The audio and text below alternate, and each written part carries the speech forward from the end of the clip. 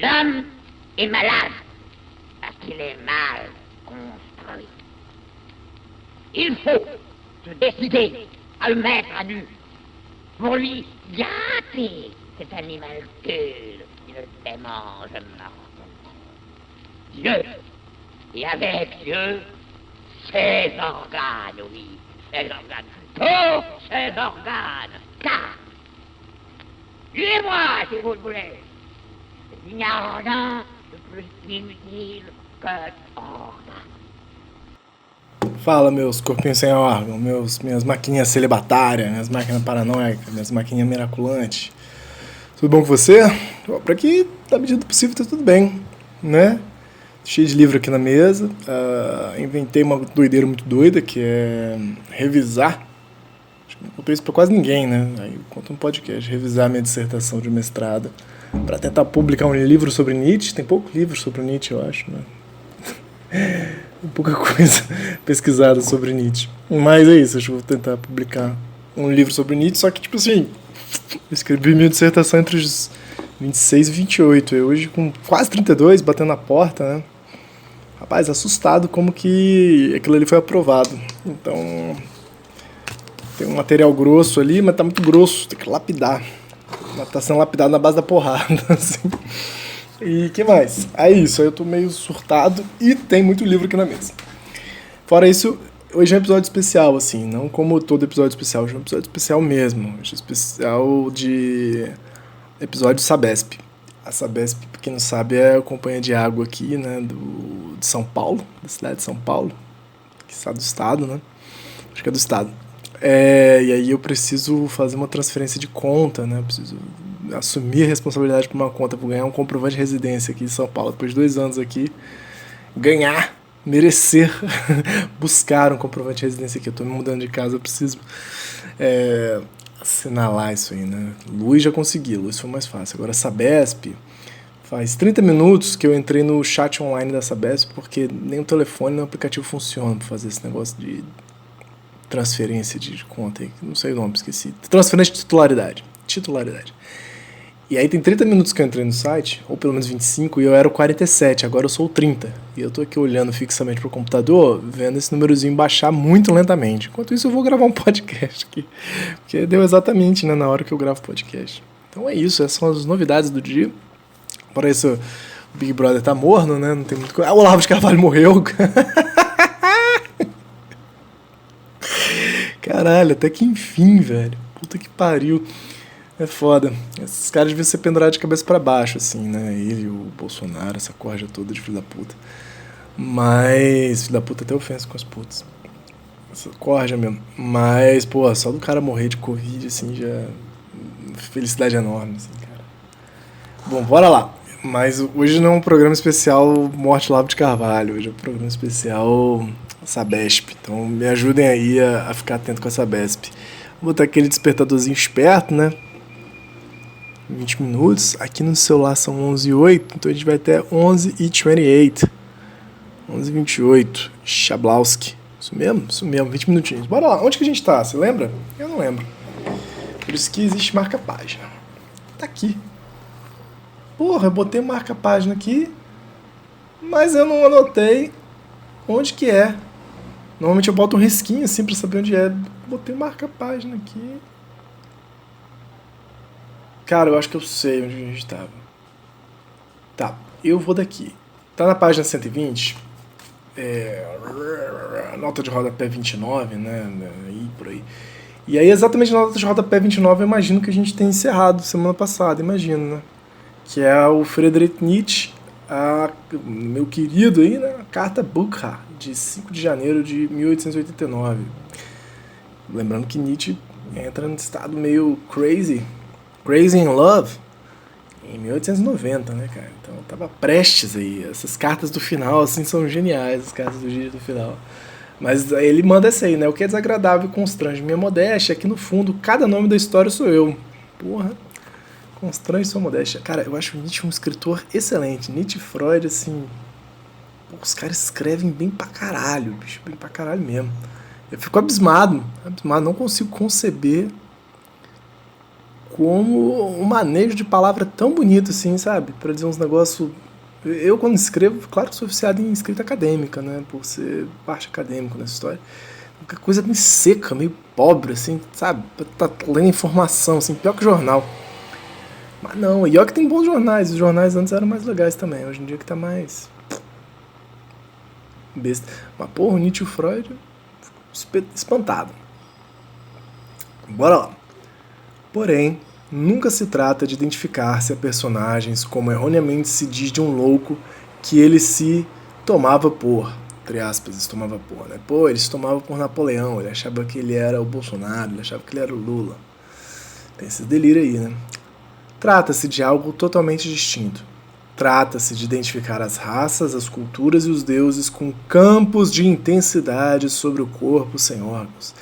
De identificar os personagens com estados que preenchem esses campos, com efeitos que fulguram e atravessam esses campos. Então, a relação entre identificar as raças, culturas e os deuses com campos de intensidade sobre o corpo sem órgãos.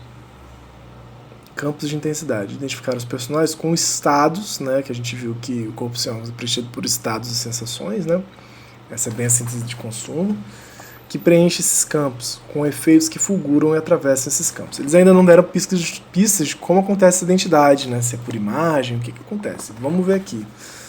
Que eu acho que eles estão prestes a falar do devir aqui, né, tem cara de pauta do devir, assim, que não é copiar, não é imitar, né. Mas bora lá. Donde o papel desempenhado pelos nomes em sua magia própria. 2 pontos. Não existe um eu que se identifica com raças, povos, pessoas, numa cena da representação, mas nomes próprios que identificam raças, povos e pessoas com regiões, limiares ou efeitos numa produção de quantidade intensiva. Então, aqui eu estou começando a sacar que tem uma inversão, né? Não é uma pessoa que se identifica com uma raça, com um personagem da história, mas um campo intensivo que pode ser reconhecido sem necessariamente ser representação, mas pode se aproximar de certos nomes, certas raças, né? Essa diferença do sujeito para o nome próprio, eles vão ter bastante, assim, não é um sujeito que se identifica com Napoleão, né? É uma intensidade em mim napoleônica, por assim dizer. Agora, qual que é a diferença, né? Porque que eu me identificar com Napoleão e passar por mim uma intensidade napoleônica, qual que é essa diferença? Para mim não ficou ainda tão claro, mas vamos ver se isso rola. Mas para quem quiser mais saber sobre essa história dos nomes próprios, né, de assumir o nome próprio, é muito legal, que é esse estatuto, esse estado que a multiplicidade ganha, né? Porra, a cantoria é boa. Tá lá no Um Sol, Vários Lobos, né, o segundo platô do Mil Platôs. Belíssimo platô, gosto bastante. Bora lá. A teoria dos nomes próprios não deve ser concebida em termos de representação, porque remete à classe dos efeitos. Pronto, aqui, ó. Não é um jogo de representação, é um jogo de efeitos, efeitos entre aspas. Discussão nietzschiana pra caralho. 2 pontos. Estes não são uma simples dependência das causas, mas o preenchimento de um domínio, a efetuação de um sistema de signos. Então tá. Não é representação, tá na classe dos efeitos, essa identificação das intensidades com certos nomes da história, com certas culturas, com certas raças. Estes não são uma simples dependência de causa, né? Uma intensidade causada por uma representação, por assim estou entendendo, mas o preenchimento de um domínio. Então tem uma ocupação, tem um preenchimento de um domínio. A efetuação de um sistema de signos. Então tem uma dimensão de produção. É o nome de uma produção, né? De como se preenche um domínio intensivo, de como se efetua um sistema de signos a partir de certo encontro com uma raça, com uma cultura, com um nome, né? Por assim estou entendendo. Então não é repetir, copiar, mas uma dimensão muito mais próxima de uma atualização, já diria o Sr. Bergson. Seguindo aqui, vamos ver se faz sentido. Vê-se bem isso em física, em que os nomes próprios designam tais efeitos destes em campos potenciais. Efeito Joule, efeito Seebeck, efeito Kelvin. E aí tem um tradutor, porque isso foi uma puta de uma piada, né, que os caras meteram aqui. No tradutor, o efeito Joule, do nome do físico inglês James Prescott Joule, que viveu de 1818 a 1889. Efeito Seebeck, de nome do médico estoniano, estudioso de física. Thomas Johann Seebeck, que viveu de 1770 a 1831. E efeito Kelvin, do título Barão de Kelvin, recebido pelo físico britânico William Thomson, que viveu de... Barão de Kelvin, recebido pelo físico britânico William Thomson. O nome do cara é William Thomson, o efeito dele é o Kelvin, né? Nada a ver. Mas é o Barão de Kelvin, que viveu de 1824 a 1907. E what's the joke aqui, né? Qualquer piada. Tipo assim, isso já tá na física, né? Os nomes nomearem certos efeitos, né? E não certas causas. Qual o efeito do aumento da temperatura, do gradiente da temperatura? É o Kelvin, né? Da mesma forma que tem o Celsius também. O Joule é de transformação energética, se não me engano, né? Físicos online aí, por favor, me informem, né? Não sei quantos joules que você pode transformar até em calorias, se não me engano, né? E o Seebeck eu confesso que não conheço mesmo não, né? Tanta confusão. Mas são todos efeitos do campo físico que ganham nomes próprios, né? Mas continuam como efeitos, não são representações. São quase que atualizações científicas mesmo feitas por essas certas pessoas, né? Essas certas figuras históricas. E na história é como na física. Há um efeito Joana d'Arc, um efeito Heliogábalo. Todos os nomes de história e não o nome do pai. Bonito. E na história é como na física. Há um efeito Joana d'Arc, um efeito Heliogábalo. Todos os nomes de história e não o nome do pai.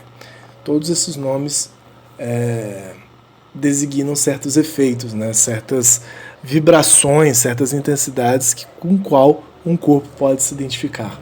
E não tem a ver simplesmente com a representação de um nome do pai que vem constranger, de alguma maneira, né, a experiência num sujeito que pode se representar. Assim estou entendendo. Então, nomes de história no lugar dos nomes do pai, né? Isso aqui também é interessante, esse paralelo, né? Assumir os nomes de história e não os nomes do pai. Que é uma ideia, como a gente viu, né, nietzschiana. É muito Nietzsche contra Lacan aqui, né? E o Lacan não gostava do Nietzsche, né? Tem uma história dessa. Não sei muito sobre história, mas ele não gostava muito, não. Bom, continuando aqui na 120, sobre o pouco de realidade, a perda de realidade, a falta de contato com a vida, o autismo e a atimia já se disse tudo. Os próprios esquizofrênicos já disseram tudo, prontos a serem vertidos no molde clínico esperado. Mundo negro, deserto crescente. Uma máquina solitária ronca na praia, uma fábrica atômica instalada no deserto. Bonito, hein? Poético. Essa dimensão da perda da realidade, né, ou pouca realidade, é essa imagem do deserto crescente, né, da usina atômica instalada no deserto, não haver contato, numa intensa produção sem contato. Mas se o corpo sem órgãos é esse deserto, ele o é como distância indivisível, indecomponível, que o esquizo sobrevoa para estar em toda parte em que o real é produzido. Em toda parte em que o real foi e será produzido. É verdade que a realidade deixou de ser um princípio. Muito legal, né? Porque tem uma ideia de deserto aqui como, primeiro, né, como falta de contato. Né? Tipo, o deserto como essa coisa distante, como essa coisa que tudo fica longínquo, você não tem trocas no deserto. Mas aqui eles estão no deserto como unidade indivisível, né? Como distância indivisível e indecomponível, como tudo que o deserto engloba, né? Então, na verdade, o deserto como o total do contato, pelo contrário, né? Uma puta de uma presença dentro do deserto. Tem um livro muito bonito, acho que eu já falei dele aqui, que é o Tuareg, do mesmo cara que escreveu o livro da Anaconda, não vou ver aqui o autor, mas é muito bonito, assim, os traçados e as conexões que o Tuareg, né, o protagonista, faz assim no deserto e depois na cidade. Caralho, é um livro belíssimo, mas tem essa dimensão da distância indivisível e indecomponível do deserto ser como um todo, né? Então é isso, acho que... E por que estão falando isso do esquizo, né? Porque toda a realidade para ele não há essa distância de isolamento, não há... Na verdade, nós habitamos um deserto isolado, nós neuróticos habitamos um deserto isolado, enquanto o esquizo ele habita muito mais um deserto de distância indivisível e indecomponível, né? Porque ele pode se identificar com as intensidades do Obama, do Trump, da Ucrânia, da China, e por aí vai. o delírio e a alucinação, eles dizem respeito dessa tônica de intensidade que corta todo o globo, né, todo o mundo, como um grande deserto, né, indecomponível. Então você pode alucinar, porra, do passado, presente e do futuro, de Gengis Khan, a Chica da Silva, Zumbi, tudo isso, né, faz parte desses efeitos de intensidade que a gente pode fazerem ocupar, né, preencher os campos do corpo sem órgãos, né? E o esquizo faz isso muito habilmente. Realmente, o esquizo tá nem aí, né, com as distâncias reais, assim, por assim dizer. De acordo com tal princípio, a realidade do real era estabelecida como quantidade abstrata divisível, ao passo que o real era repartido em unidades... Caralho, calma aí. Vamos de novo. É verdade que a realidade deixou de ser um princípio. De acordo com tal princípio, isso que eu acho que é... Não, no que eu estava conversando é o deserto como isolamento, né? O deserto como divisão. É a realidade como um princípio, né? De acordo com tal princípio, a realidade do real era estabelecida como quantidade abstrata divisível, a passo que o real era repartido em unidades qualificadas em formas qualitativas distintivas. Então isso aqui, imagino que eles estão dialogando com Kant. Eu já falei que tem essa dívida de falar com Kant, mas perceber a realidade como princípio é poder estabelecer quantidades abstratas divisíveis na realidade, no real. Não, realidade do real, né? Quantidades abstratas divisíveis, no sentido de metros, temperaturas, distâncias, né, já falei, né, tempo, tudo isso são, quantidades abstratas divisíveis, né? A passo que o próprio real é repartido em unidades qualificadas, em formas qualitativas distintas, né? A qualidade das coisas, de perceber as coisas de cada pessoa, essa distinção, tudo separada, tudo em isolado, por isso eu estou entendendo. Agora, porém, o real é um produto que envolve as distâncias com quantidades intensivas. Então, primeiro eles falavam, né, do real com quantidades abstratas divisíveis e com formas qualitativas distintas, né? Quantidades divisíveis, qualidades distintas, né? Caraca, esse trecho está muito doido, né? Tá difícil. Quantidades numeráveis, né? Tipo, os quantas, os acúmulos mesmo, não sei como dizer isso de outra forma.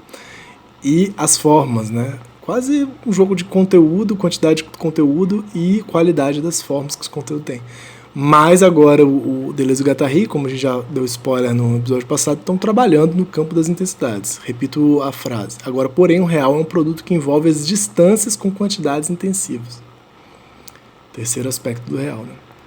O indivisível está envolvido, o que significa que aquilo que o envolve não se divide sem mudar de natureza ou de forma. Essas coisas são muito doidas, né? Ninguém mandou ler um livro de filosofia. O esquizo não tem princípios, ele só é uma coisa sendo outra. Só é Mahud sendo Worm, e só é Worm sendo Tartempion, que eu acho que está remetendo aqui ao livro do Beckett, que eles falaram um tempo atrás, do Inominável, se não me engano. Só é uma menina sendo um velho que imita ou simula ser uma menina. Ou melhor, sendo alguém que simula ser um velho. Em vias de fingir que é uma menina. Caralho. Ou melhor, fingindo ser alguém, etc. Os 12 paranoicos de Seutônio eram já a arte bem oriental dos imperadores romanos. Num livro maravilhoso de Jacques Bessé, encontramos mais uma vez o duplo passeio do esquizo, a viagem exterior geográfica que segue por distâncias indecomponíveis e a viagem histórica interior que segue por intensidades envolventes. Cristóvão Colombo só consegue acalmar sua tripulação revoltada e volta a ser almirante quando simula ser um falso almirante que finge ser uma puta que dança. Caralho. Nota de rodapé 30, Jacques Bessé, Le Danser, em La Grande Paquet, sei lá, Paris, 1969. Toda a primeira parte desse livro descreve o passeio do esquizo na cidade. A segunda parte, Legende Folle, procede à alucinação ao delírio de episódios históricos. Então, legal aí. Cara, de ser doido esse livro, tô curioso. Cara, eu confesso que entendi muito pouco, mas não sei se aqui já tá no nível que eles estão pretendendo ser entendidos também, né? Que é isso, quando o argumento engrossa, eles só vão no sentimento, assim, né? Quando, tipo, tem que argumentar por que não é representativo, por que é intensivo, os caras dão uma batatada aqui, viajam, né? Mas estamos seguindo, porque pelo menos o texto é interessante e é bom. Mas eu confesso que não consigo comentar muita coisa aqui. E é grande esse parágrafo, essa seção. Vamos lá. Mas assim como há pouco entendemos a respeito da identificação, é também preciso entender a simulação. Tá bom, né? Porque aqui eles estão falando que o esquizo, voltando ao termo aqui, né? O esquizo não tem princípios, ele só é uma coisa sendo outra, né? Ele só é um certo engano, um certo fingimento, uma certa simulação. Mas da mesma forma que eles tiveram que fazer um adendo com relação ao corpo sem órgãos que se identifica com as raças, os povos, né, as culturas, aqui eles também estão fazendo um adendo de que história é essa de que o esquizo só simula, né, só falseia. Vamos lá. Mas assim como há pouco entendemos a respeito da identificação, vocês entenderam, não entendi não. É também preciso entender a simulação. Ela exprime essas distâncias indecomponíveis, sendo envolvidas pelas intensidades que se dividem umas nas outras, mudando de forma. Então repito aqui, né? O falseamento e a simulação exprime essas distâncias indecomponíveis, né, entre o velho e a menina, por exemplo, sempre envolvidas pelas intensidades, que é possível que você mesmo sendo velho passe pelas intensidades de garotinha, se um velho homem passe pelas intensidades de garotinha, que se dividem umas nas outras, mudando de forma. O que eu estou entendendo aqui, ela exprime essas distâncias indecomponíveis, sempre envolvidas por intensidades que se dividem umas nas outras, mudando de forma. É quase como se, para um velho fingir ser uma menininha, para que o Colombo fingir ser uma puta, é preciso que esses dois termos, né, um termo identificatório, Colombo como ele mesmo, e a puta como intensidade, que essas intensidades, né, não pode, né? Distâncias indecomponíveis entre os termos, sempre envolvidos pelas intensidades. Mas no caminho, né, entre o Colombo e a intensidade puta, envolvidos por intensidades que se dividem umas nas outras, mudando de forma. Ele possibilita a mudança de forma, e a dança do Colombo é outra. Sei lá. Se a identificação, continuo lendo o texto, se a identificação é uma nomeação, vamos lá, gente. Se a identificação é uma nomeação, uma designação, tá, ganhar um nome, né? A identificação é simplesmente uma nomeação, uma designação, não é uma representação. A simulação é escrita que lhe corresponde, escrita estranhamente plurívoca, diretamente no real. Vou botar até uma soneca aqui pra gente, pelo menos, terminar esse parágrafo muito doido. Deixa eu ver se tem como terminar hoje. Ih, não, tá muito grande aqui. Vocês estão curiosos, eu tô no lugar 13 agora, né? Eu comecei na 30, tô no lugar 13 aqui com a Sabesp. Lembrando que esse é o episódio especial da Sabesp. Mas eu botei 5 minutos aqui. Aqui eu comecei a gostar, ó. Eu sempre falo que é difícil entender psicanálise quando eles falam aqui, né, de Lacan, de estruturalismo no antiético. Mas agora eles estão falando pura e única, exclusivamente esquizoanálise, eu não tô entendendo porra nenhuma. Mas vamos lá. Vou voltar. Se a identificação, é um binômio, né? Identificação, simulação. Se a identificação é uma nomeação, uma designação, a simulação é a escrita que lhe corresponde. É o modo de proceder, né? Modo de criação, é escrito registro. Escrita estranhamente plurívoca diretamente no real. A simulação é uma escrita direto no real, né? Faz acontecer. Para a gente tentar terminar isso aqui. Ela leva o real para fora do seu princípio, né, o princípio de quantidade e de qualidades específicas, né, abstratas e divisíveis, ao ponto em que ele é efetivamente produzido pela máquina desejante. Tá. Ponto em que a cópia deixa de ser uma cópia para devir o real e seu artifício. Nossa Senhora. Ponto em que a cópia deixa de ser uma cópia para devir o real e seu artifício. Eu sempre falei isso, né? Se você for lacaniano, vem cá, me ajuda aqui. Mas agora, se você for deleuziano, se você leu o Diferença e Repetição, vem aqui, por favor, me ajuda aqui. O que está acontecendo? Vou fechar com esse período aqui pra ver se alguma coisa se ilumina, porque vai ser foda. Retomar isso aqui semana que vem, eu vou estar mais perdido que hoje. Apreender um real intensivo, tal como é produzido na coextensão da natureza da história, essa é a proposta deles, né? Um real intensivo, produzido na coextensão da natureza da história, né? Sem divisão. Resumiu até agora. Vasculhar o Império Romano, as cidades mexicanas, os deuses gregos, os continentes descobertos, para deles extrair esse sempre mais de realidade. Bonito. E formar o tesouro das torturas paranoicas e das glórias celibatárias. Sou todos os pogroms e também todos os triunfos da história, como se alguns acontecimentos simples, unívocos, se desprendessem dessa extrema plurivocidade. Segundo a forma de Klossowski, é esse o histrionismo do esquizofrênico, o verdadeiro programa de um teatro da crueldade, a encenação de uma máquina produtora de real. Cara, eles foram muito longe aqui para tentar não pensar o real como representado, né? Como um certo inconsciente que não representa o real, mas que produz o real. E confesso que deu uma boiada aqui. Mas essa parte do histrionismo do esquizofrênico Klossowski está lá no Ciclo Vicioso também. É um livro também que é impossível de entender, então tá bom demais. Mas, só pra gente terminar aqui esse período, né? Longe de ter perdido não se sabe qual o contato com a vida, o esquizofrênico está mais próximo do palpitante coração da realidade. Tá fazendo sentido, né? Tá chegando. A tal ponto que se confunde com a produção do real. Reich diz, entre aspas, o que caracteriza a esquizofrenia é a experiência desse elemento vital quanto ao sentimento da vida. O neurótico perverso estão para o esquizofrênico como um negociante sórdido está para o grande aventureiro. Fecha aspas, nota de rodapé 31, William Reich, A Função do Orgasmo, sobre a crítica do autismo, ver Roger Gentil, Le Mur de l'Asile. Por que ele botou isso? Não sei, né? Meteu um... Ah, porque logo em seguida ele a nota de rodapé foi muito sagaz, já antecipou a próxima menção. A questão retorna, 2 pontos. O que reduz o esquizofrênico à sua figura autista, hospitalizada, separada da realidade? Será o processo ou o contrário? A interrupção do processo, sua exasperação, sua continuação no vazio. O que força o esquizofrênico a redobrar-se num corpo sem órgãos tornado novamente surdo, cego e mudo. Cara, é essa pergunta, né? Se ele é o senhor dessas intensidades de produção do real, o que faz ele virar essa entidade psiquiatrizada e asilada, né?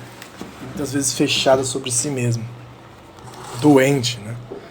Bom, caraca, de verdade, que sufoco. Mas, ó, até acabou aqui a soneca. Quase que eu desliguei de novo o gravador, mas não é isso que eu vou fazer agora. Eu vou despedir de vocês. Se vocês quiserem passar perrengue comigo tentando ler aqui, se você já leu Diferença e Repetição, se você entendeu o Ciclo Vicioso, né, nesse esquema de pirâmide lindo que é a esquizoanálise, vem cá, lê com a gente. E é isso. Acho que é isso. Semana que vem, se pá, já tô com uma casa nova. Talvez não esteja morando lá, mas esteja casa nova. E talvez tenha conseguido fazer essa transferência de conta de água. Obrigado a Sabesp aí por nos colaborar com a temática do episódio de hoje. E para onde a gente está indo? A gente está indo para o 2.5.4, como a psicanálise suprime os conteúdos sociopolíticos. Vai chegar. Semana que vem a gente deve começar por aí. Não, tem que terminar, né? Isso que a gente tá, mas... Bora lá. Forte abraço, estamos por aí e até a próxima.